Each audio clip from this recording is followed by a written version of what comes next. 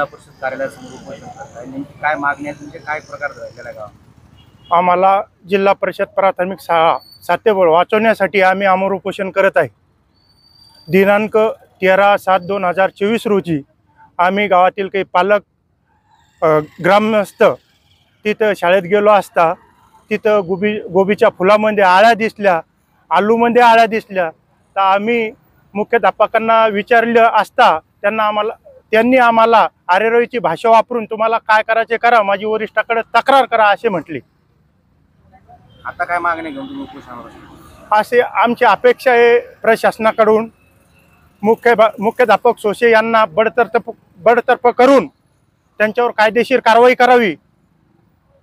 प्रशासनाला वारंवार निवेदन दिलेलं आहे, कारवाई होत नाही, याबद्दल प्रशासन काही मुख्याध्यापकांना पाठीशी घालतं असं वाटतं का? हो सर, प्रशासन त्यांना 100% पाठीशी घालतंय।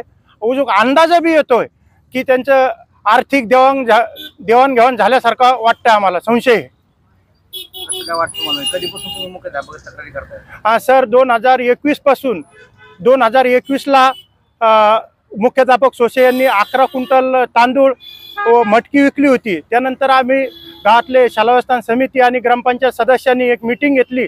त्यामध्ये ग्रामपंचायतचा ठराव, शाळा व्यवस्थापन समितीचा ठराव 2021ला दिला। तेव्हापासून आजपर्यंत कोणतीच कारवाई झालेली नाही मुख्याध्यापक सोशे यांच्यावर। आता काय मागणी तुमची आणि किती जण तुम्ही उपोषणावर बसले? आम्ही सातेबळचे 6 ते 7 लोक इथे उपोषणाला बसले। आता मुख्याध्यापक सोशे यांच्यावर बडतर्फ कारवाई करावी। काय नाव तुमचं? मी प्रभू पाटील बनकर।